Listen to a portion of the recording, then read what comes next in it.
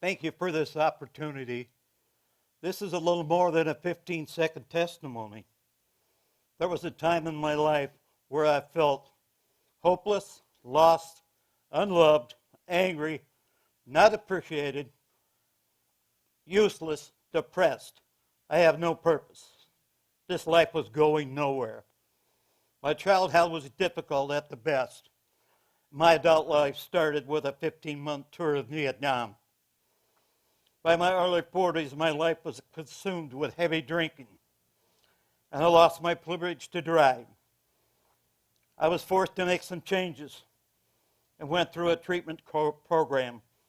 For the first time in 20 years, I was alcohol-free, but I still felt there was something missing. Each day was tougher than the last. I did manage to stay gainfully employed, and one day after rehab, I was invited to a retirement party for a coworker. Well, at that party, I was approached by another coworker named Gwen. She wanted to know how I was doing. She was aware that I had been through rehab and stopped drinking. Seems there were rumors going around the workplace about me, and they weren't very kind. She asked if she could help. I told her I didn't know if anybody could help. Over the next year, Gwen and I talked frequently, and we became good friends. One day she asked what I was doing to start living again. I didn't have an answer. She asked, "Do you believe in Jesus?" Again, no answer. She said, "You need Jesus in your life." She explained the Jesus story to me from his birth to his death on the cross to his resurrection 3 days later. She asked if I wanted Jesus in my life. She told me, "You have a choice, eternity with Jesus or death."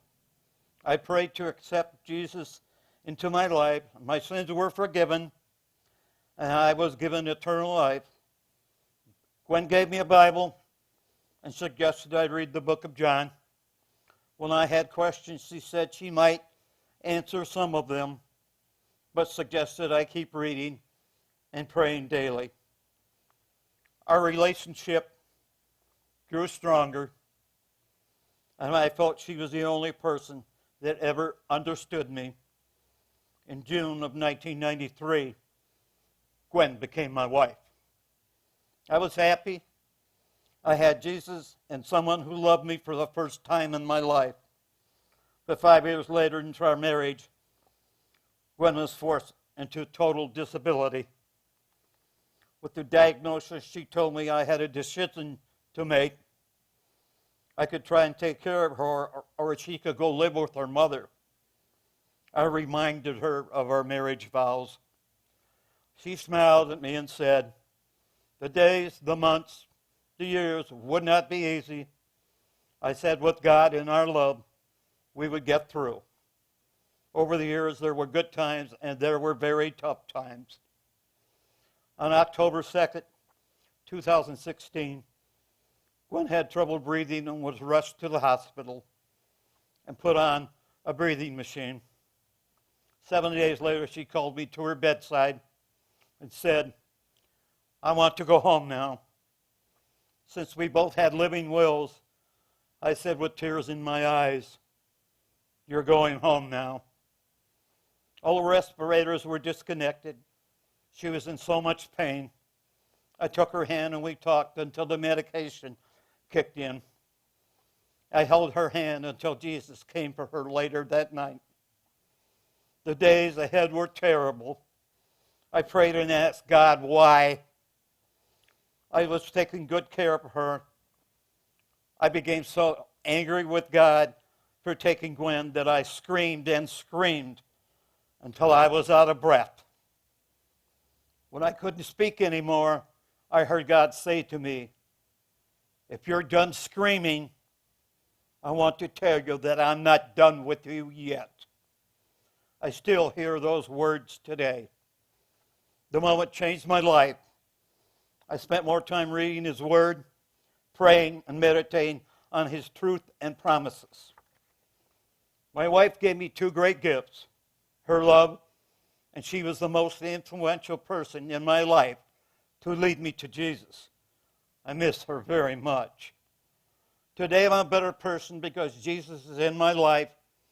If not for my wife and Jesus, I have no idea where I would be today. John Newton, the writer of Amazing Grace, says, I'm not what I ought to be. I'm not what I want to be. I'm not what I hope to be.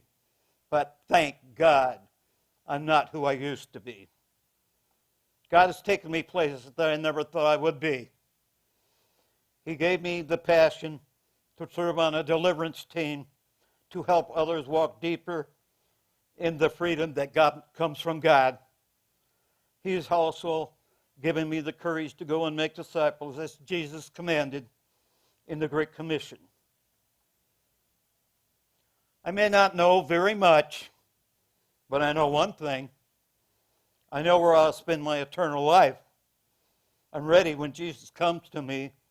I'll look forward to seeing Jesus and Gwen both someday. Now, do you have a story like that? Thank you.